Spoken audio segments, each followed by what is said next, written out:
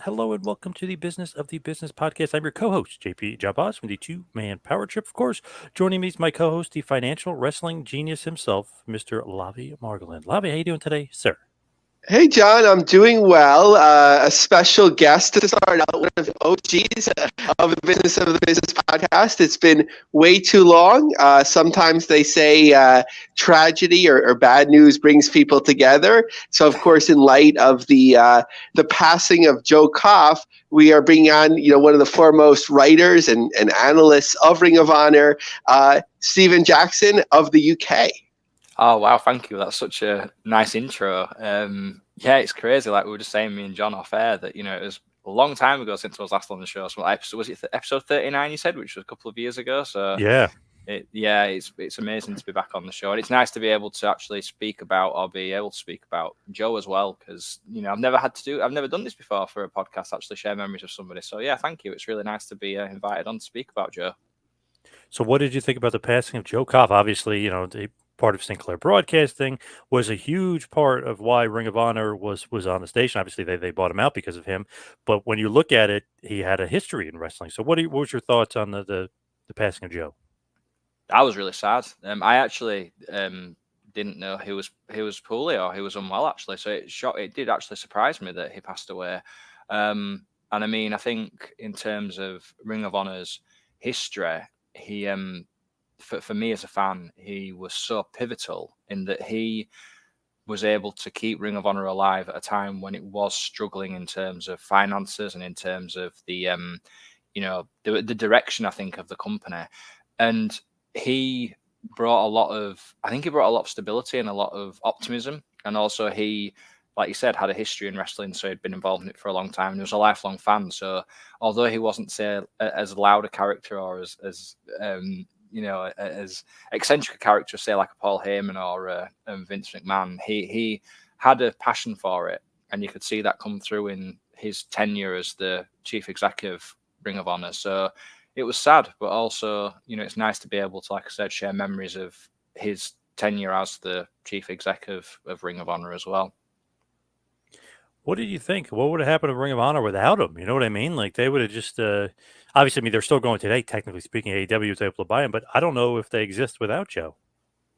I don't believe so. I think Joe was the person who was the right. I mean, I know the conversation he spoke with Jim Cornette, I believe, and then Jim and him. Jim Cornette's his history in wrestling. They may have met. I don't know fully, but I know that Joe definitely had with Sinclair, because technically Sinclair bought the company, but it was him who, persuaded Sinclair that this is the company which we should buy, and this is wrestling what we need on the network, Sinclair Broadcasting Network.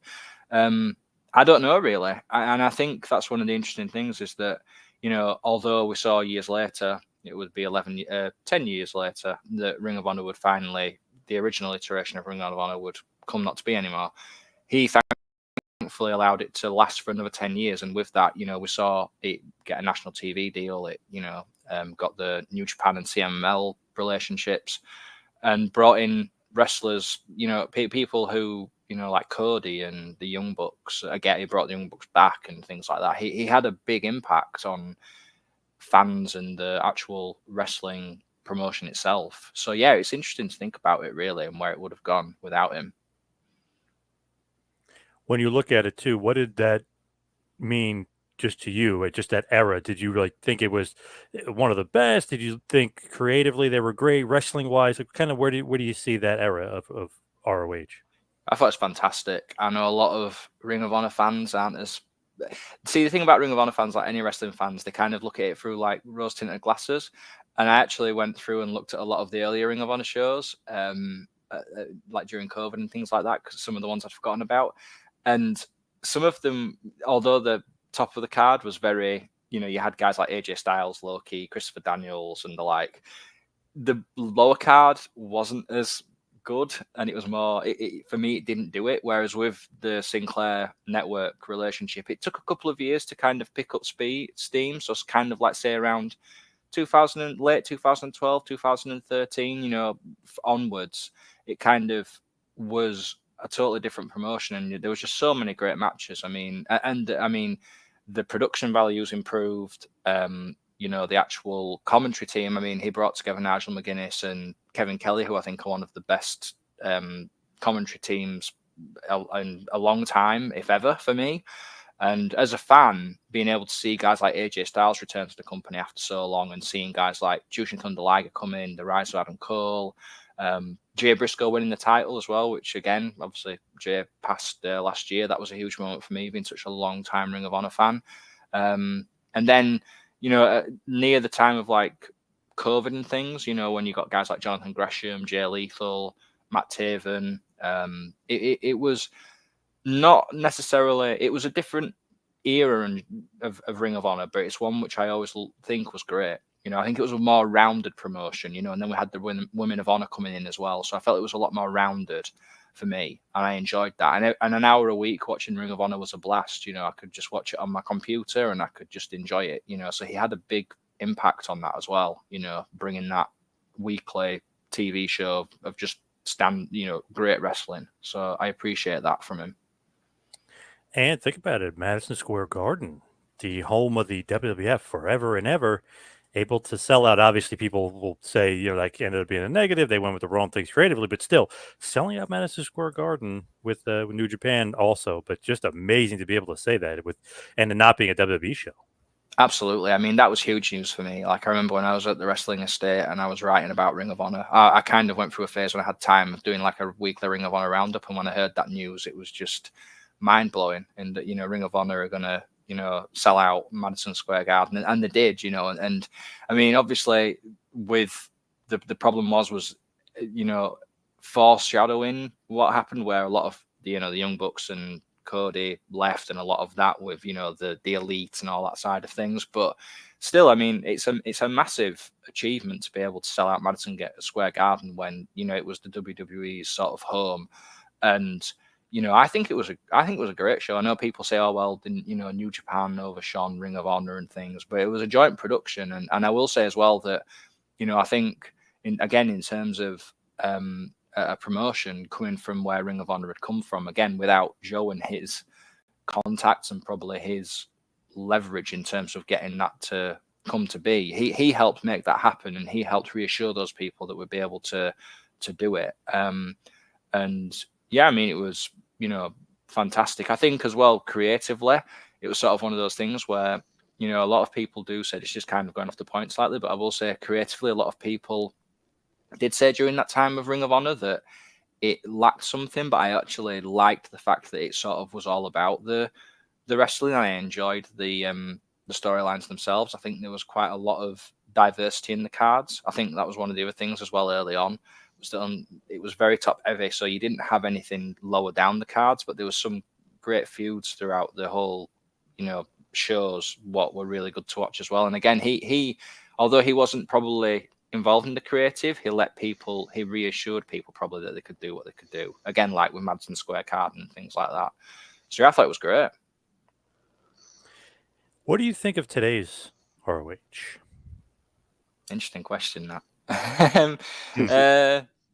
I think, see, it's interesting. I think one good thing is that, see, unless you're a diehard fan, like what Levy was saying about me, and you know, I came to Ring of Honor very early on, because over here in the UK, as I always say, we had the wrestling channel, so that had so many different promotions. I was able to see it, you know, along with TNA, 01, Noah, like it was on the schedule, so I got to see it.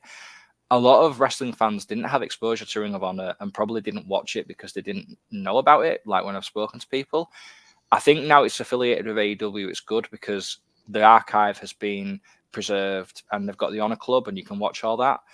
My only concern with the current Ring of Honor is that it does feel like it's more of it was always seen as the promotion where it made people stars. You know, its impact in wrestling cannot be understated in terms of, you know, guys like Bryan Danielson, Adam Cole, Nigel McGuinness. They all came from Ring of Honor and grew through it. Samoa Joe, AJ Styles.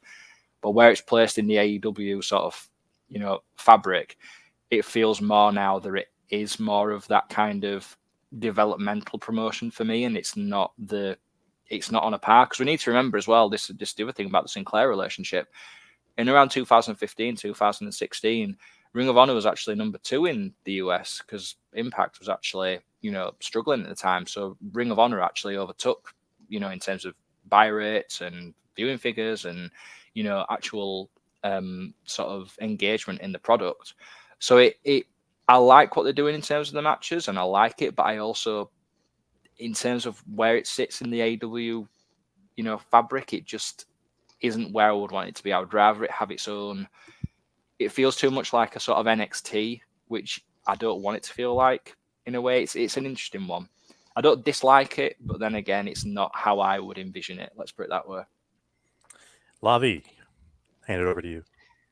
Yeah, Steven, I really enjoyed your feedback on the current Ring of Honor. I got in one of those trouble when I said maybe it's time to close up shop so they can concentrate on AEW, and then had to hide the comments for a while. But there's always something cooking. Like, even as we record this, suddenly it's breaking Chris Jericho. I mean, we know Chris Jericho's the champion, but that he's the champion to make it more appealing to get a TV deal. Has there ever been like a time where Ring of Honor is not chasing that elusive TV deal?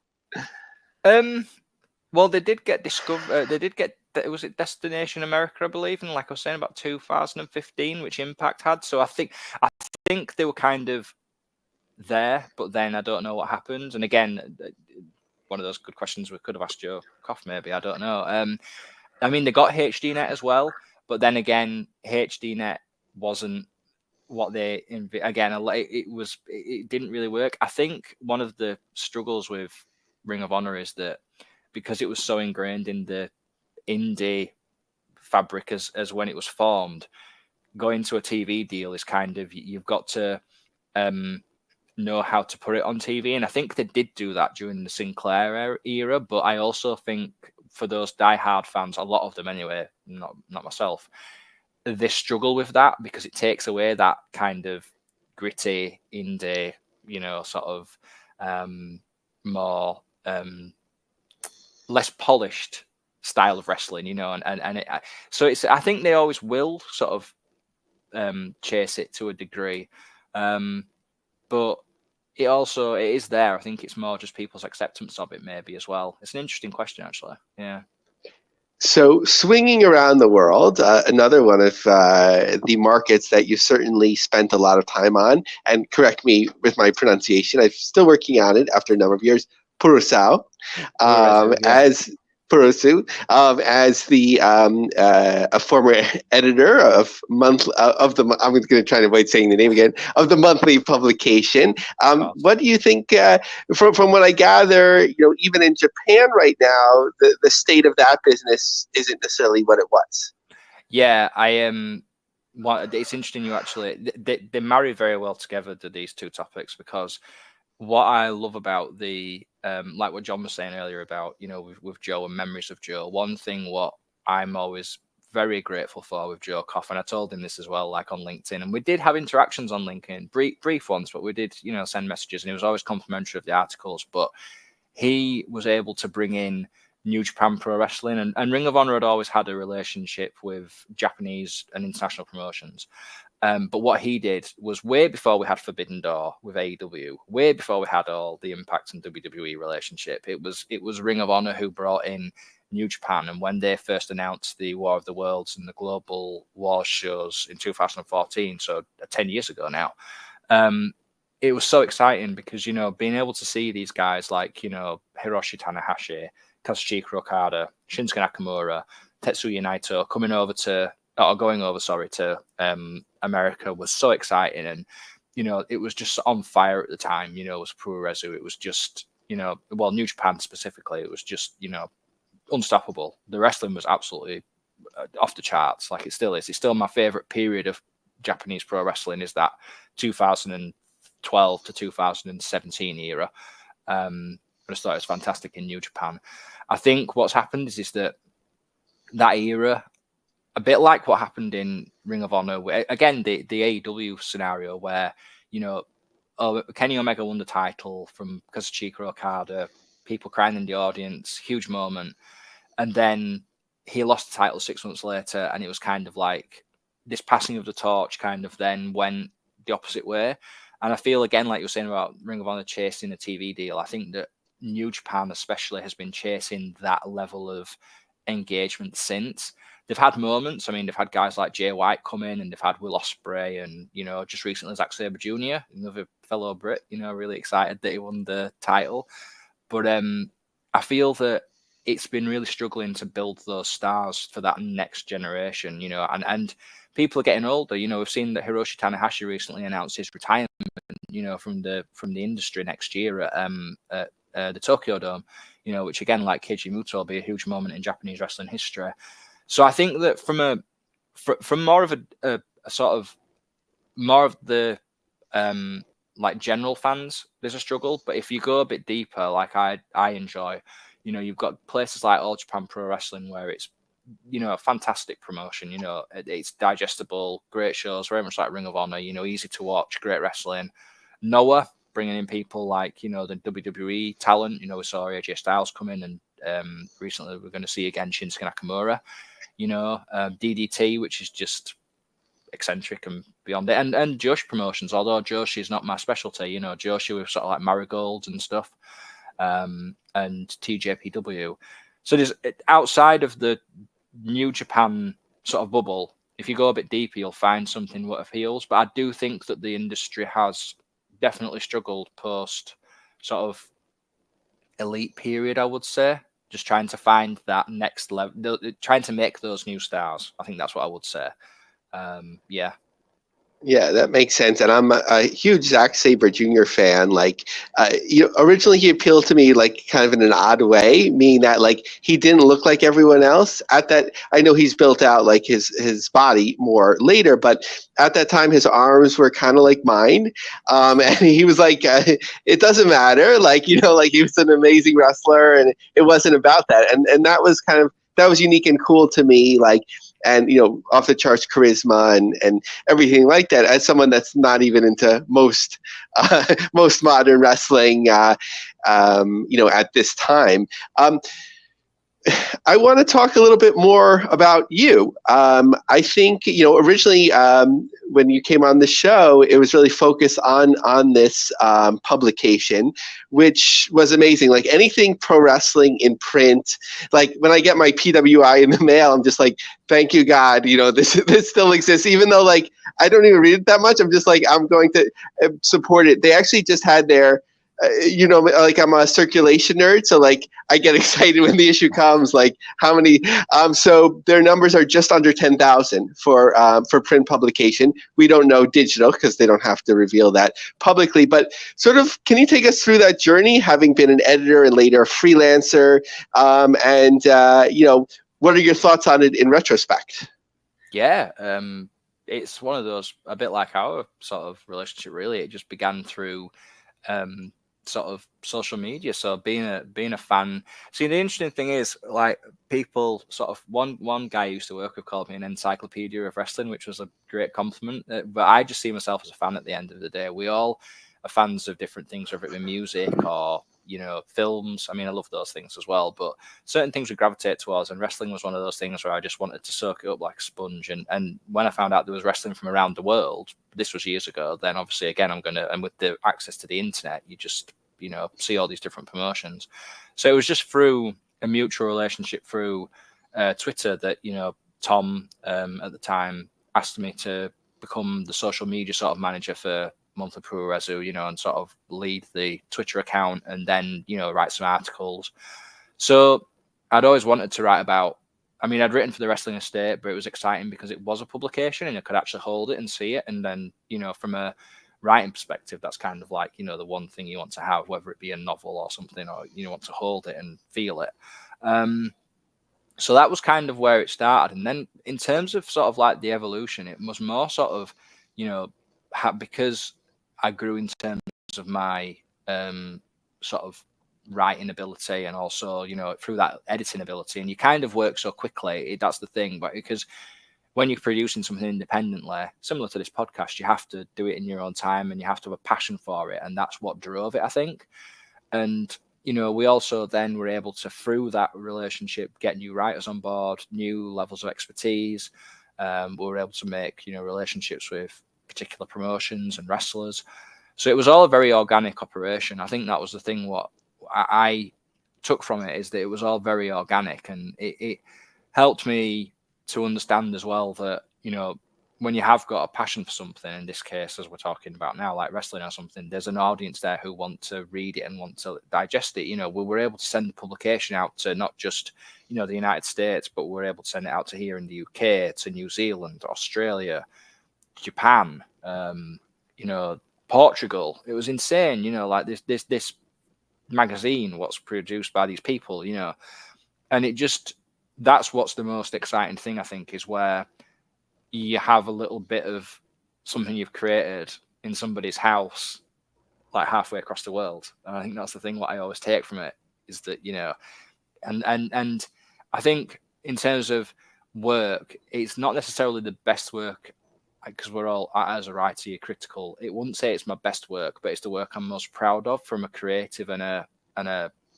outreach standpoint. You know, being able to do that and being able to bring that to so many people with Tom and the team, and guide people as well in terms of editing and stuff like that, was a fantastic project to be part of, especially about something like Japanese wrestling, which a lot of people, again, not everyone knew about particular promotions. So it was great being able to share that with other people as well.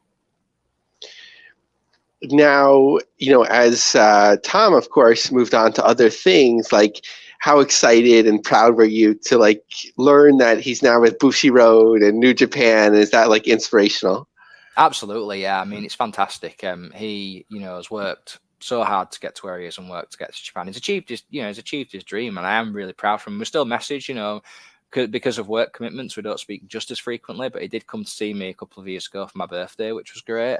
You know, so we have met, and I am hoping to go back out there at some point. I am hoping to go out to Japan for the first time and meet him and see him and his fiance.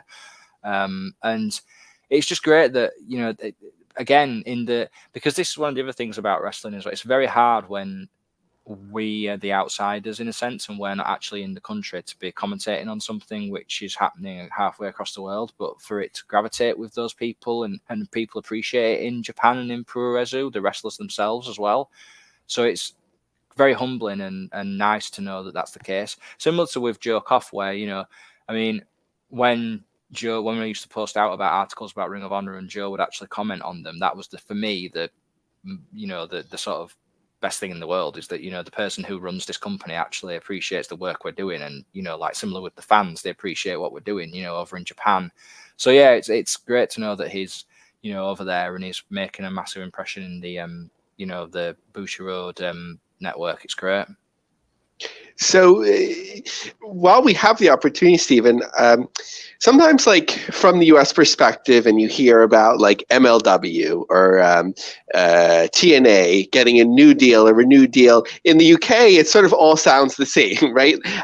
But then when I ask my contacts, they're like, no, that's, you know, sometimes they're like, oh, that's a great opportunity for them, or no, that's like whatever, behind a paywall, no one sees it, whatever it may be, but it all sounds good, right? Yeah. So can you, like, I know this is a big ask, but, like, in terms of media, can you sort of give us a lay of the land, both for international promotions from the US and certainly New Japan, and, like, what's the scene like in the UK in terms of any media distribution there? Yeah, so it's interesting in that, you know, now New Japan recently got a deal with a network in the UK. I just can't remember where it's called off the top of my head, which was exciting. I think, again, this is sort of the thing with the way the world has changed in terms of how things are streamed now so much, and the internet is such a tool, not just outside of wrestling as well, you know, so people have the internet and watching things, you know, on the go and stuff like that has been the way people digest the majority of TV and content. I think one thing so AEW, for example, is on ITV over here in the UK, so it's on ITV4, so it has got a network where it appears on. But I know that a majority of people will probably view AEW probably on Triller TV, I expect. And then other promotions did have deals, like, you know, like, I don't know exactly if Impact still have a deal or not with Challenge, I believe it was at the time. Oh, sorry, Channel 5, I believe, and then their sister channels. I think one of the big difficulties with wrestling is that WWE is currently on TNT Sports, so they have got a deal. And I think that's one of the things where I think it's probably a bit like what happened in the 90s with sort of the Monday Night Wars in a sense. I think a lot of TV executives struggle to see the benefit of having wrestling on the channel because they want it to be exactly like WWE, because that's what people expect the majority of wrestling to be, when WWE is the apex of wrestling and that's not the whole scope of the wrestling industry. So it would be better if certain channels would give opportunities for especially UK promotions, post-COVID, to be able to get deals. I mean, that's one of the things where I think for a lot of fans, especially, with sort of here in the UK, we've just recently had the budget come out. So, cost of living crisis, like you're saying, paywalls and the like. If there was an opportunity for promotions like, RPW or, Progress to appear on some kind of TV channel, which was a lot more accessible and not having to pay for it, then it would be a lot better, I think. But I think that's probably one of the difficulties, is a lot of non-wrestling executives who try and understand wrestling think, oh, well, WWE, it doesn't look like that. This doesn't look like WWE. And it's like, well, no, it's not. It's different. I mean, we can see as well, in terms of, I think that's one thing as well to say about the industry over here is, you look at, since WWE became part of Endeavor and they've become part of the UFC, they've merged.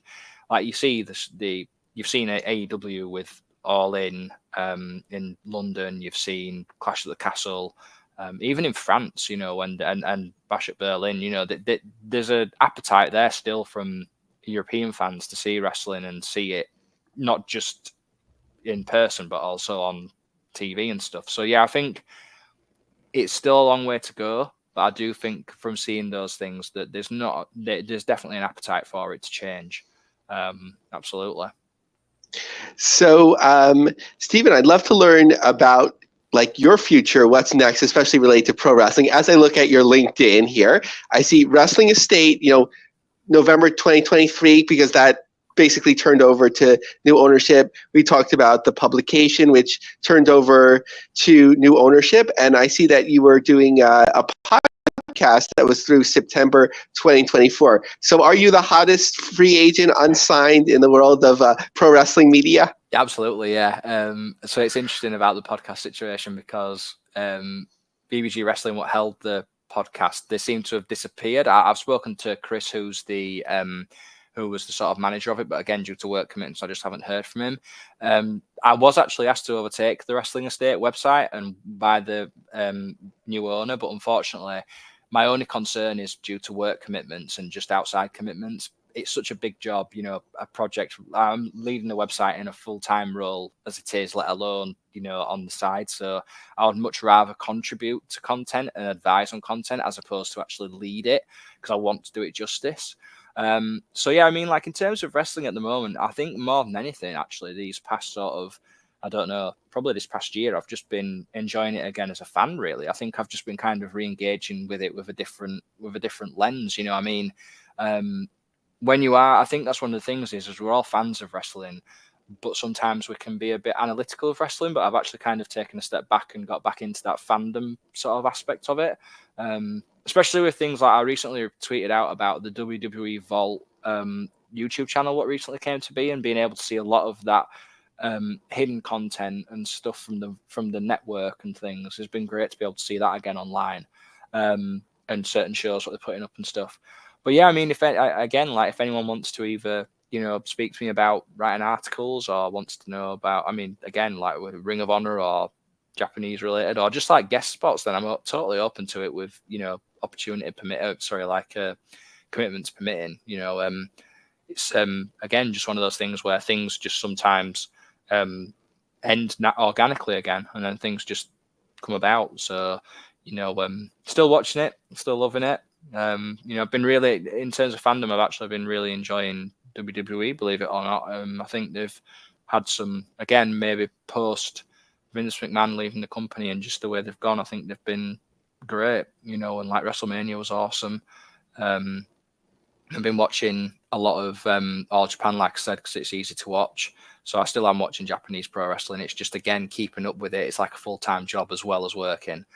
But yeah, so I am technically a free agent, believe it or not. Great. Let me turn over to John.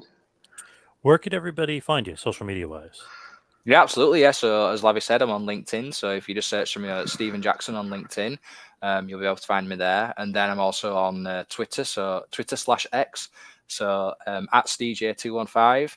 So yeah, still there, still tweeting when I get chance, or posting, whatever we want to call it, X, and sharing, mainly just sharing insights, like I said, just and different things, just about wrestling and reposting things. And if anyone wants to connect and message me and just know more about, generally wrestling, but also just, wants to, like I said, maybe have an interview or a podcast, then I'm more than happy to, speak to people.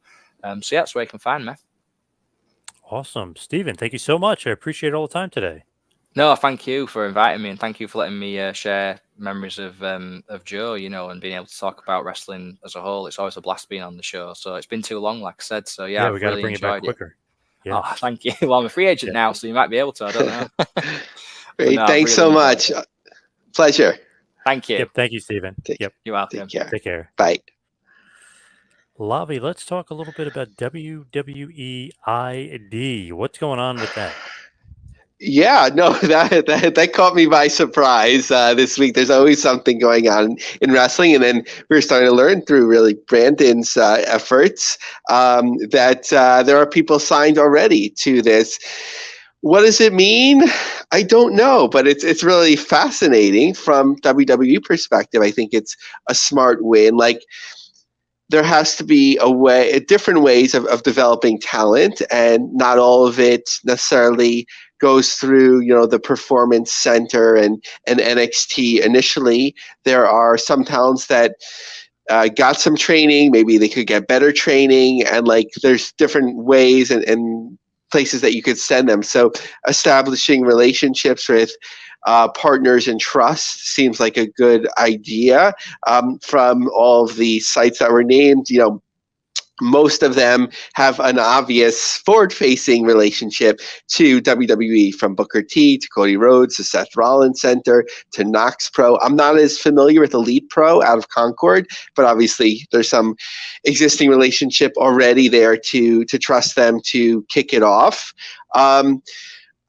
I guess it's sort of like, what does this mean? Like, when you sign talent to such an agreement, is the main point to keep them away from AEW? Is it to allow them not to have to work,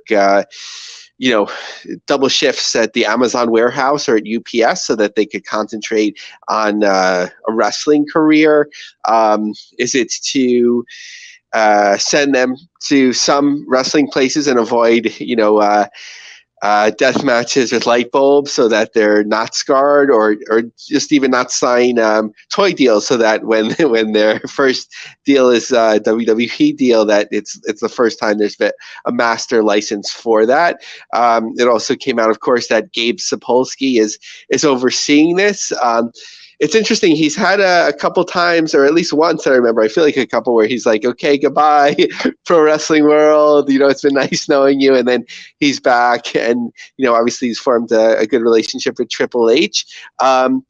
This is probably, in terms of what I know about Gabe from a public perspective, certainly, this is probably a good use of his talents. Sometimes other talents have talked about his reputation. We see some of those seminars he would charge for. I think Effie, has commented on such before. So a little bit of potential shadiness in the past that people have referred to, but certainly as a talent evaluator, especially for that more ushering in the more indie style, that's really influenced, major pro wrestling since the Ring of Honor days. He certainly has an eye for talent. So I don't think there's too many other people that could have such an influence. What did you take about the news, John? Pretty shocked by it. That definitely threw me for a loop. But if you look at it, the Booker T school, the Cody school, it does make sense. You kind of put everybody on that umbrella and don't let anybody go to AEW. You know what I mean? Always keep them thinking WWE, indie scene, WWE. So pretty smart, pretty savvy by Triple H. Yeah, the question, and actually I was going to talk about it as a topic this week, so it was like well aligned, was like getting reps in promotions where there's a decent amount of fans and also engaged fans. So that's the difficult thing, because the coconut loop for NXT isn't meant to draw much, and it doesn't draw much, right? There's the specials, but you can only have so much talent on those.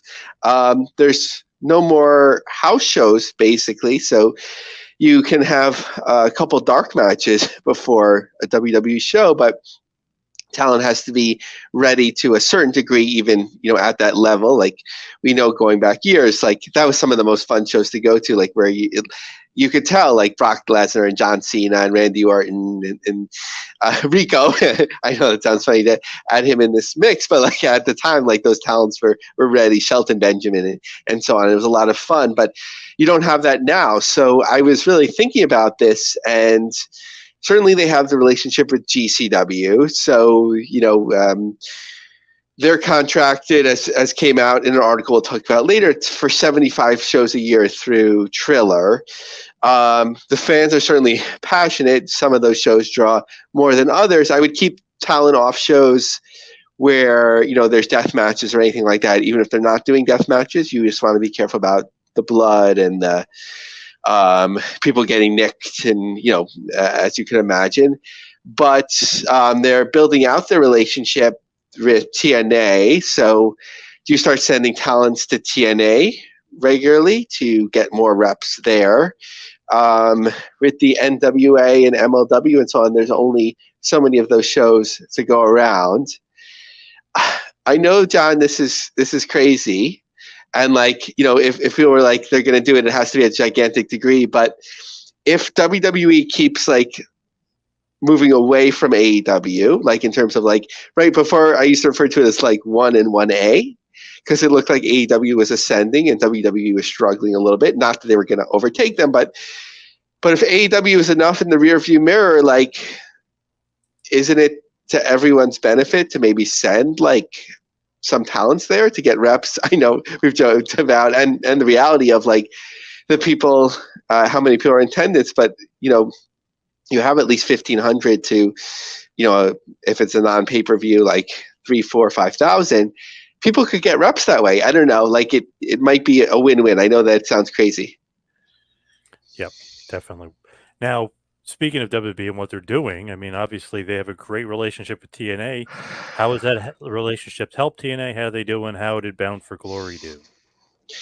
It certainly helped TNA, being on the NXT and just giving them more of a spotlight, and Joe Henry and all of that. But I think TNA, it was like sort of like a spark or like maybe accelerant. But I think TNA has been on the way up for the last year. And with the show recently in Michigan, I was like, did they cut off like part of the venue and so on? I'm not sure in the Observer what they reported this week as the attendance being, but our friend Josh Olson of Slam and Working Stiff on X,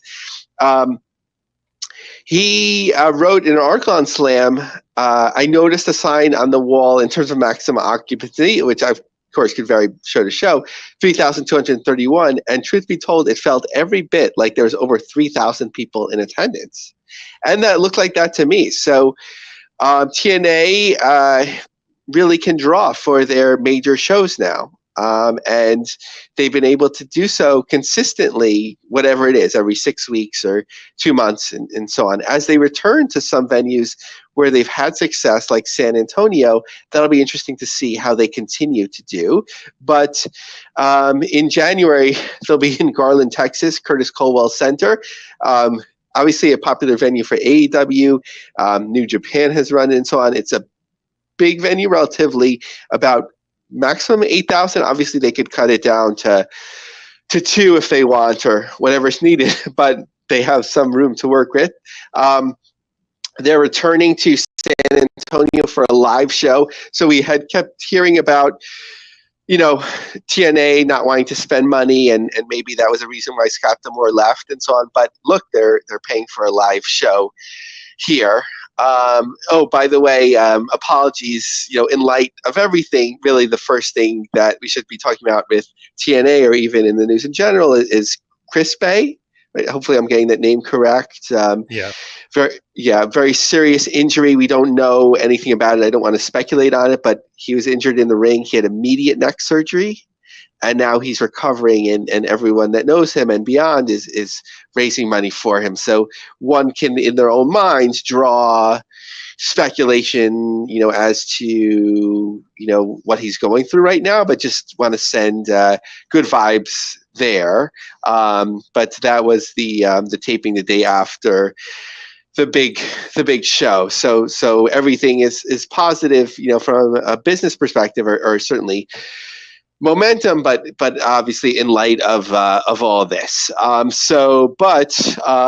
From a less important perspective, but a business perspective, do you think the opportunity was lost by not putting the belt on Joe Henry, or this is like sort of building momentum to something? I kind of think about it like Lex Luger not winning the belt at SummerSlam. Like eventually, like you're going to run out of momentum. Exactly what I thought. I was honestly like shocked. Not that I'm like getting into the booking of what you should and shouldn't do, but I was shocked. Like, wow, you got to capitalize on the momentum when he's hot. They completely cooled him off, in my view. Yeah, now people are like, well, maybe Genesis, and that's a bigger venue, and so on. Now, the switch from Jordynne Grace to Masha, I think, very much a positive, meaning that in what they needed to do. Meaning Jordynne Grace is one of the best performers in the world now, as in my limited watching of wrestling. She's probably going somewhere else, right? Like either WWE or really whatever she wants to do. But Masha, on NXT this week. She was on NXT. Yeah, on NXT. So they continue to promote her. I don't know if she can, right, like with the contract, if there's some allowance or plan like for the next step yet, but obviously she has those relationships, but she can do a number of things, but obviously that seems like the next step. But Masha is one of my favorites, and a great next step, in that regard. Just in terms of this Detroit weekend, Joe Henry and the Hardys were courtside, I guess you'd say, for the Detroit Pistons. So that was a PR win in advance of the show. There's some sort of deal with Blacksmith Apparel that's been announced. So that's a nice plus in terms of revenue. So upcoming, some North Carolina stops: Fayetteville, November 8th and 9th, Winston-Salem, November 29th, Atlanta, December 13th and 14th, January 19th, they call it Texas, right? Garland, same metro area from what I understand. And then San Antonio, a double shot TV taping might be pushing it a little bit. It doesn't, I don't know if TNA opened up all the purse strings to like have to move a production to a whole nother place. I don't think they would anticipate much audience for the second show, but that's what it is. But it'll be interesting to see how much that live audience is pushed, and we haven't seen any Nielsen numbers from Access TV for quite a while. What's going on with Triller? You mentioned it before. Seems like there's always something going on with Triller. So, although I neglected to put it in my notes, one of the things that I noticed sort of thematically for listeners of our show, Violent J said that, their streaming show, the Halloween night show, or maybe he was referring to something else, but that's what I gathered, was going to be on a different platform. And then, like, he said that they had conversations with Triller, and they were kind of like, well, I don't know if you should do this, kind of like be like negative about coming there because of some payment related concerns. And then suddenly they're on Triller. So that was interesting. Obviously Triller's a public company now. I'm like, I haven't invested enough money to like be concerned necessarily while the stock like jumps up and down every day. For some days I'm like, oh man, I lost 50%. That for the next day I could cash out and earn 25%. But they're solidifying a little bit, especially post merger. But there seems to be an emphasis, and smartly, on focusing on promotions that can draw viewers and draw signups to Triller Plus. That seems like a smart name of the game. So right, there was like some sort of progression with New Japan where like pay-per-views would first air on New Japan World and then later migrate to Triller and then maybe Access cut up and so on. But it seems like now that, especially for the US shows, that they're premiering on Triller maybe concurrently with New Japan World or exclusively first. I'm not sure, but that's a new deal. Smartly, like Defy has really built out, they have this service that they built out with Progress, but now they've signed a deal concurrently with Triller Plus where they're going to air a number of their shows on the network too. And jumping ahead and referring again to the GCW notes that we found out that there's a deal for 75 shows a year, which basically when I did some quick and dirty math on Cage Match, it looks like it's exactly that amount of shows that Brett and the team are doing in 2024. Very good. Nice. Now, as far as New Japan Pro Wrestling is concerned, what's the latest with New Japan Pro Wrestling? So just looking at LOL quickly, which has been really quiet in terms of anyone talking about it. And as we're recording this, it's only a week away and obviously much closer when people hear this. There could be other tickets moved to other places. Some people buy on price, but when you look at the first and second row around the ring, of course, there's a fair amount of tickets left. Some in the first, certainly a lot in the second. So even keying down to just a small amount of shows a year in the US that are like semi-important, semi-major, they don't seem to be able to draw anymore. Now, speaking of trouble with drawing, AEW Tix, smartly, both promotions are doing this sort of like co-promotion. They're like, hey, we're both in New England around the same time, so let's like promote it together. So Dynamite November 6th, Manchester, Providence November 7th, and Lowell November 8th. 30% off all tickets by using a code AEW NJPW.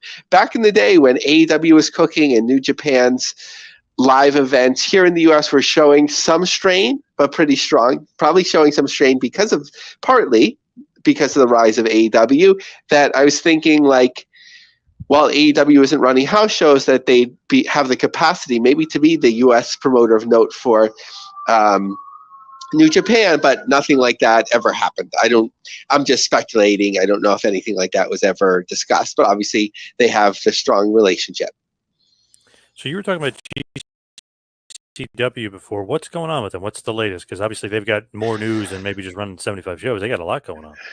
Yeah, so in my culture, we call it like a yenta, meaning someone that trades in rumors. So I don't want to be too much of a yenta if anyone's ever seen like Fiddler on the Roof. But a lot of like rumors and speculation and controversy this week, which tends to come up every once in a while. We'll get Brett back on here as soon as our schedules align. We're both in conversation about that. But Nick Gage did an interview that I did not watch. Brett's opinion of it in tweeting seemed like that they're really pressing Nick for something juicy. But Nick did share that he's stepping away from GCW for now. It came out later that it was a 2-year contract that he had with GCW for whatever specifics that meant. But Brett had been hinting, and I'm assuming this is like correlated, that promoters were reaching out to Nick, while he was unavailable, which one could have speculated, but later it came out that he was in rehab and like people were offering him money. So I don't know if it's like, if Nick just wants a better opportunity for himself, to make more money, or maybe there's concern that, is he in the right physical condition, right state of mind, and so on. But the window is closing for him to make money. So obviously no one can belabor him for that or his career, but just things floating around about that. Less controversial. And John, I don't know if you've watched her perform, but like Sawyer Wreck, to me, from the limited amount that I saw her, she like was just so different and dynamic that I was like, she's going to be a superstar.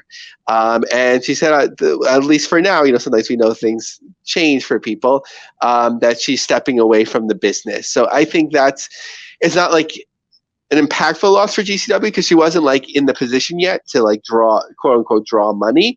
Although she won like a deathmatch tournament or two for them at least, but like she was definitely an up and comer. Had you ever seen her? No, not familiar with her at all. No. Okay, so we'll both have to jump on the YouTube later Yes. for some highlights. But 2025 Collective, the Pearl Theater at the Palms Casino Resort in Vegas, 3 full days for the Collective. So that's something because was last year Philly? Time flies, John. Last year was Philly, right? Yeah. Okay, so they were in a catering hall, and sometimes that makes the most sense. But here, this is a pretty prestigious venue, I think, on how you set it up. I mean, it's fixed seating, but depending if you use curtaining or you use the whole venue, I think it could be up to 2,500 people. So multiple shows a day, 3 days a week. That could be interesting. So that'll be interesting to see. In terms of talking about bringing in talent, Zachary Wentz has committed to a number of shows. Obviously, he's been ascending in TNA.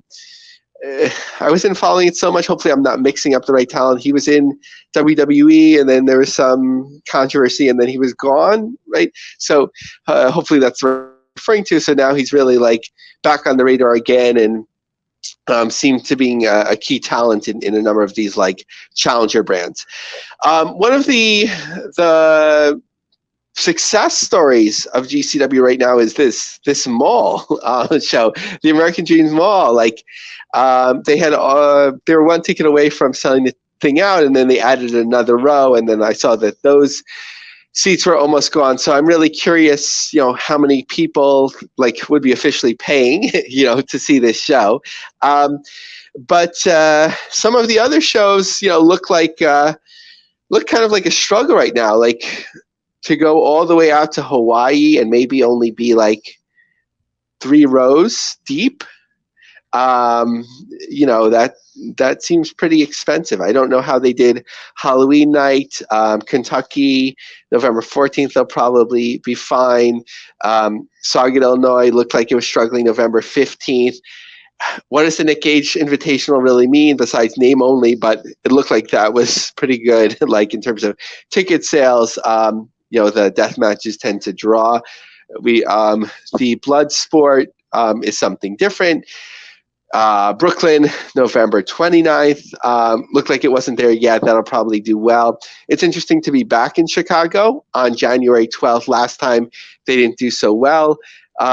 More newer announced, so I'm not going to evaluate ticket sales, but Tampa and Atlanta, double shot in December 13th and 14th, Phoenix and LA. I think LA was not sold out last time, but it looked like it drew really well. We'll have to get more clarity on that. December 28th in Seattle, back to Brett's original hometown, Rochester, on January 10th. They did really well there, the first 2 shows. And then, of course, the Hammerstein show on January 19th, where, again, like I feel like to sell it out, this time they're going to need like a good draw for the main event.